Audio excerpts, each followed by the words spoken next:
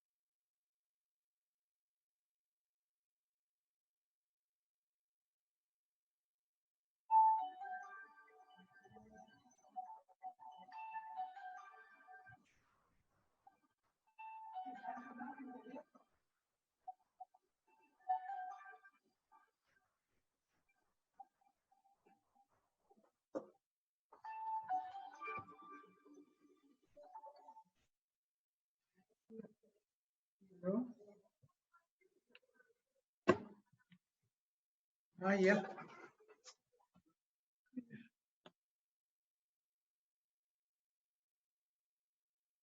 Sí, aló. Le escuchamos, asambleísta, por favor. Gracias.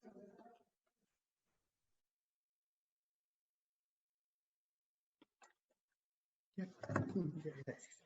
Gracias, presidente. Un saludo a todos los colegas asambleístas. Yo quería precisar al inicio de mi intervención, para conocimiento de quienes están haciendo seguimiento y de pronto puede haber alguna confusión con la ley de apoyo humanitario frente al COVID.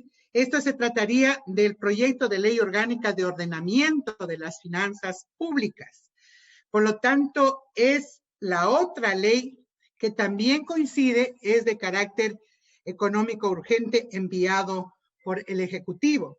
Yo quería primero, presidente y colegas asambleístas, partir de lo que el propio presidente de la comisión encargada de tramitar este proyecto había advertido de que el proyecto inicial era atentatorio ante la autonomía de instituciones como el IES o las instituciones de seguridad social, atentatoria contra la autonomía de los GATS, incluidas también las universidades.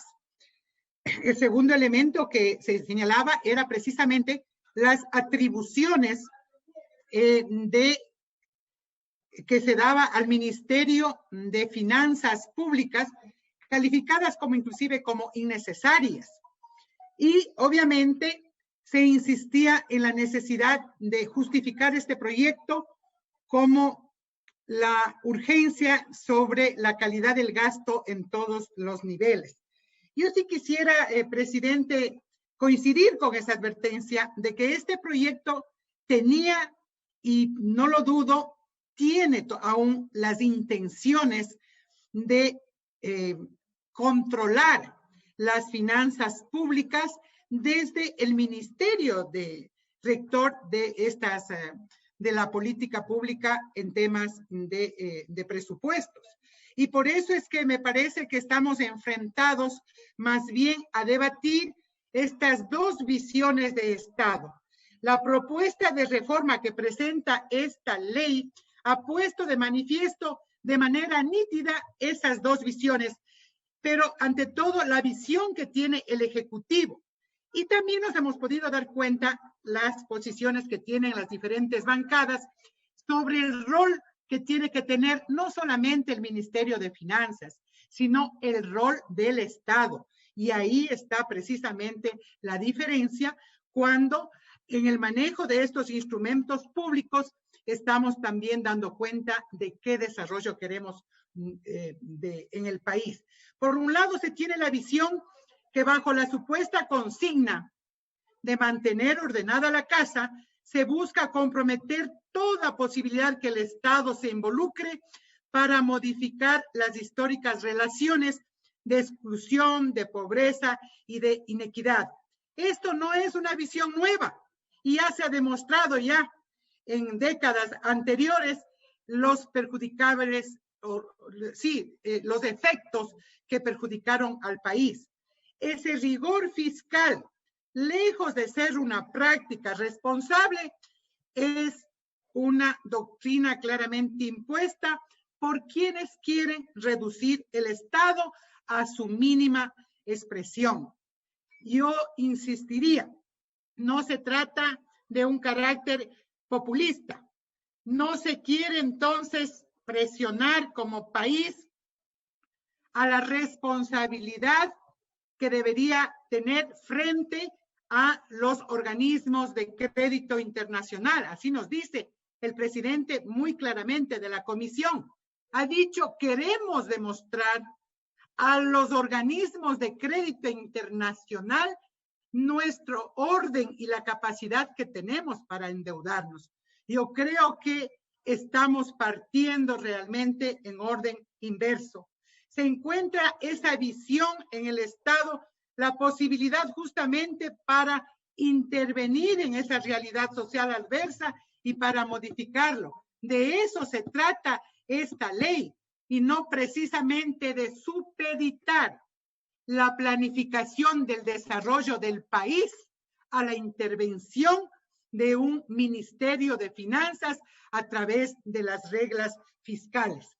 Ya la UNICEF había hecho llegar a la propia comisión unas propuestas que me parece que son importantes recordarlas e insistir en que sean incluidas en esta ley.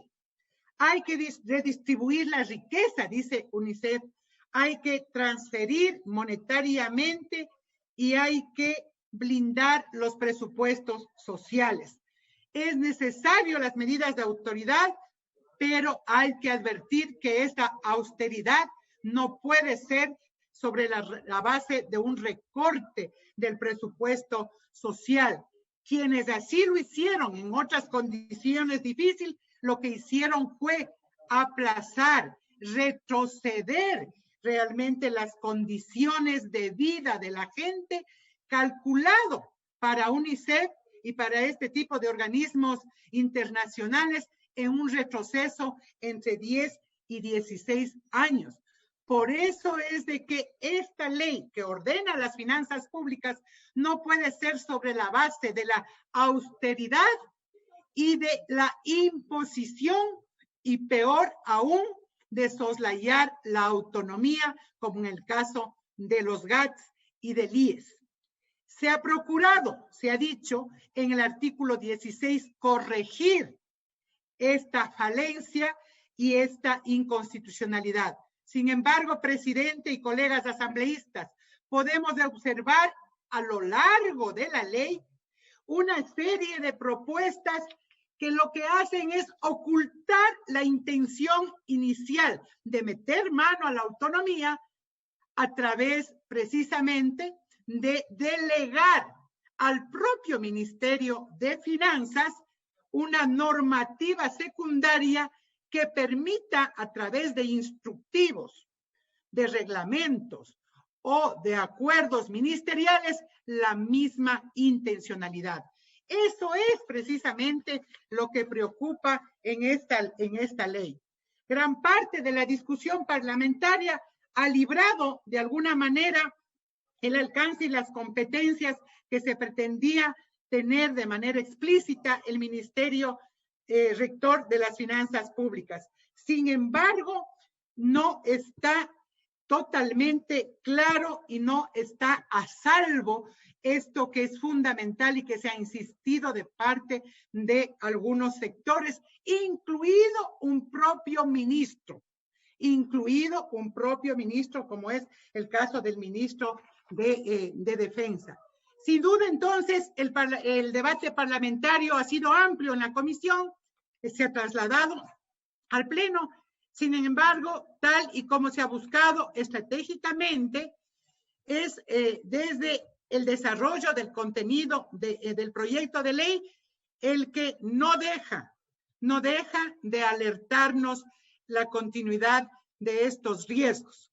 Por ejemplo, cuando se pretende se sigue insistiendo en la necesidad de supeditar al Plan Nacional de Desarrollo, con sus objetivos, con sus metas, con su procedimiento participativo a las reglas fiscales.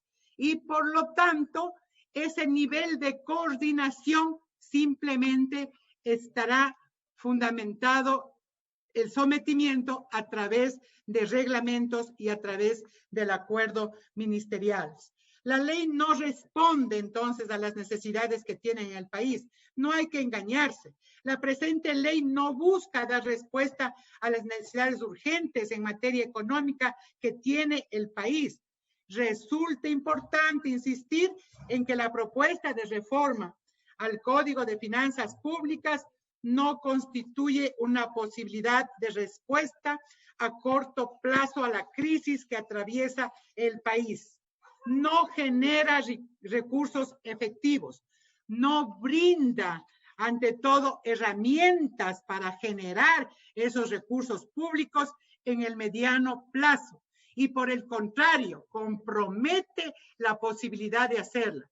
Esta asamblea respondió ya al Ejecutivo en épocas pasadas, recientes, en noviembre, por ejemplo, respecto de lo que era y sigue siendo los requerimientos del Fondo Monetario Internacional, que no son necesariamente los requerimientos del pueblo ecuatoriano, que ahora, en tiempos de pandemia, tendrían que privilegiarse y priorizarse una política social de proteger justamente esa inversión social y lo que representa atrás de cada una de estas instituciones como la seguridad social, el derecho precisamente de miles de trabajadores de sus derechos a la salud.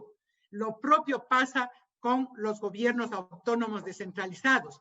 Tras sus responsabilidades, sus competencias, están los derechos de los ciudadanos a los servicios básicos, a la vialidad, a fomentar precisamente la producción desde el territorio.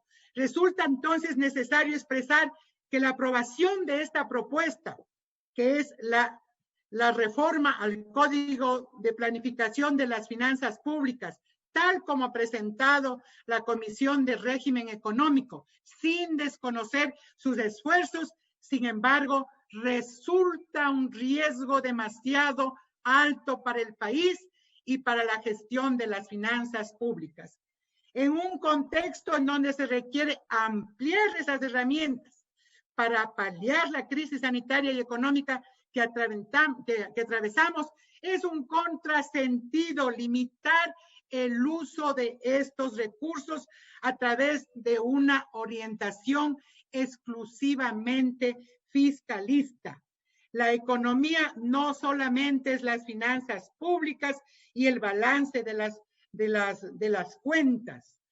Esta asamblea tiene que asumir con verdadera responsabilidad el que intervenir en las finanzas públicas en este momento, en función de controlar desde el ente rector lo que se ha denominado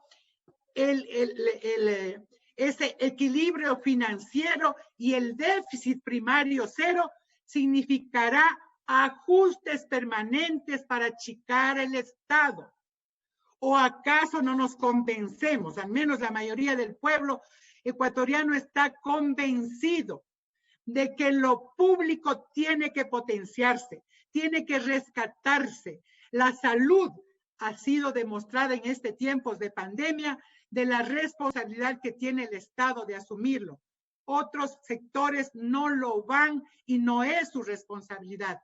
La garantía que establece la Constitución es del Estado y lo propio podemos insistir es respecto a la educación, que en este momento el propio ministro de Defensa actual, con la ley actual, sin reformar este Código de Finanzas Públicas, y ha demostrado inclusive que con un poquito de prepotencia, yo diría mucha, ¿no?, ha podido recortar presupuestos para la educación en todos sus niveles. Por lo tanto, no hay ninguna seguridad y, repito, sería un riesgo abrir la reforma a este Código de Finanzas Públicas, cuando hoy más que nunca se tiene que poner en debate la responsabilidad de lo público. Por lo tanto, achicar al Estado vía ajustes, vía déficit cero, vía realmente intervención a la autonomía de las instituciones es el mayor riesgo que corre el país. Y es de responsabilidad entonces advertir al pueblo ecuatoriano y tomar una posición correcta respecto a esta ley que inclusive no da respuestas inmediatas y que se prevé la aplicación de mucha de esta normativa para el próximo gobierno. Por lo tanto, considero urgente que este proyecto de ley tenga la salida que debe tener en la Asamblea, que es precisamente el archivo. Y ya tendremos la oportunidad del tratamiento de la ley de carácter y de apoyo humanitario, de advertir medidas necesarias urgentes que el pueblo ecuatoriano está pendiente y está demandando. Muchísimas gracias, presidente.